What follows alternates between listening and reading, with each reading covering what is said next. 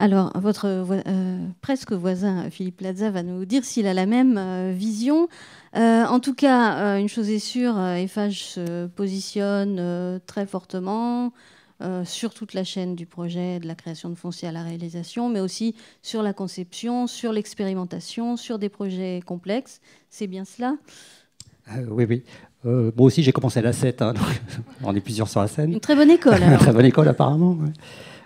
C'est vrai que l'ADN d'Eiffage, ce sont les projets les plus complexes possibles. On est un groupe immobilier qui est intégré dans un groupe de BTP et de concession.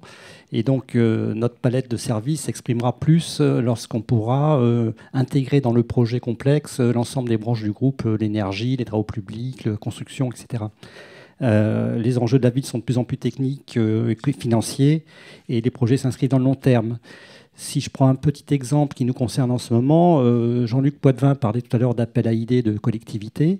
Il en a cité deux exemples. On a répondu il y a pas très, enfin cette année, en fin d'année dernière, à Dijon sur l'appel à idées lancé par la ville de Dijon sur la cité de la gastronomie et du vin. Et là, on partait d'une page blanche et il a fallu tout inventer. Donc, qu'est-ce que c'est qu'une cité de la gastronomie et comment on pouvait financer cet objet? Voilà, donc ça, on était créateurs d'idées. On n'était pas très nombreux à répondre sur un sujet comme ça. Et la ville de Dijon a sélectionné notre projet sur la base des idées qu'on avait pu émettre. Et aujourd'hui, on établit le projet avec la ville sous les directives des élus locaux du territoire pour pouvoir maintenant monter ce projet et le concrétiser sur le terrain, ce qui devrait être fait en fin d'année. Ça, c'est un premier exemple. On parlait aussi de l'îlot XXL sur Marseille. Je dirais l'embryon de l'îlot XXL à Marseille, c'est...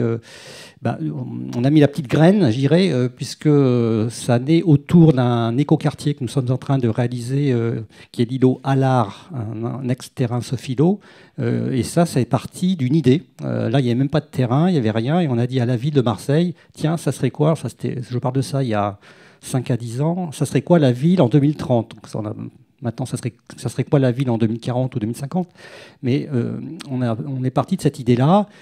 On a imaginé tout un quartier, des moyens de transport, enfin, etc., tout un hub, et on a imaginé ce projet virtuellement. Voilà. Et puis à un moment, avec la ville, on a dit ah bah, c'est chouette votre truc, ça serait bien de le poser quelque part. Voilà. Et donc c'est là où la conjonction des planètes s'est réunie, et Sophilo nous a proposé son terrain, qui était quand même dans un lieu assez excentré, puisqu'on est au bout de Remède 2, c'était pas évident, voilà, et on a créé ça. On était accompagné bien entendu par la ville de Marseille qui a suivi ça, et aujourd'hui c'est un formidable projet de 60 000 m², qui est un label labellisé Écocité, et entièrement créé de cette idée neuve. Alors, en plus, ça nous a donné il y a 10 ans donc l'idée de créer un laboratoire un peu à l'identique de ce que fait Vinci. Nous, on a appelé ça Phosphore, et là-dedans, on a mis tout un tas d'idées qui ne sont pas que de la construction, puisqu'on a bien le sentiment aujourd'hui que notre métier de promoteur ou d'aménageur, c'est de réfléchir avec les élus, avec les décideurs sur l'avenir de la ville. Et donc, on a intégré tout un tas de compétences comme des sociologues, des ethnologues, des géographes, enfin, là, pour penser le territoire. Ça, c'est ce qu'on appelle notre laboratoire de recherche en développement durable. On ne fait pas ça tout seul dans notre coin en se disant on est les plus beaux, les plus forts. On a intégré tout un tas de PME innovantes, des startups, etc. On a une centaine de PME qui travaillent avec nous. Et aujourd'hui, on met au point, on en est à la 3e phase de Phosphore.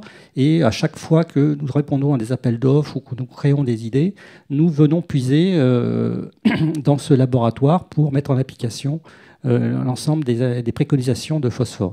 Donc ça, c'est très intéressant. D'ailleurs, je vous invite, il y a un site internet, vous pouvez aller visiter, Phosphore Eiffage, et c'est assez passionnant.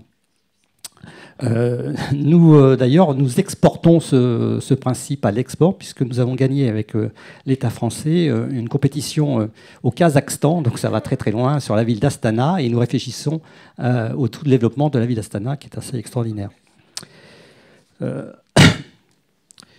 Je dirais aussi, bon, nous on adore travailler en partenariat. On a un autre exemple aussi que je vous citais. Il y a plusieurs acteurs ici qui travaillent avec nous sur ce dossier, qui est sur le territoire de Vitry. On travaille sur les Ardoines, la ZAC des Ardoines, qui est aménagée par un établissement public.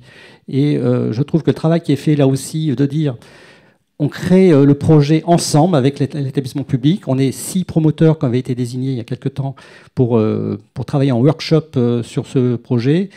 On partait là aussi d'une feuille blanche. Il n'y avait pas de prix de terrain.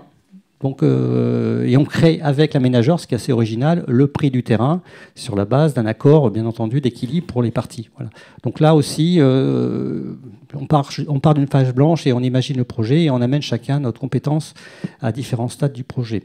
Et bien entendu, les architectes, les bureaux d'études sont intégrés à notre démarche. Donc je trouvais ça assez intéressant. Aussi, donc, pour finir, le partenariat. Le partenariat, c'est compliqué de construire la ville parce qu'on construit la ville dense, et bien souvent on travaille sur soit des friches qui deviennent constructibles parce que la ville a gagné ses friches.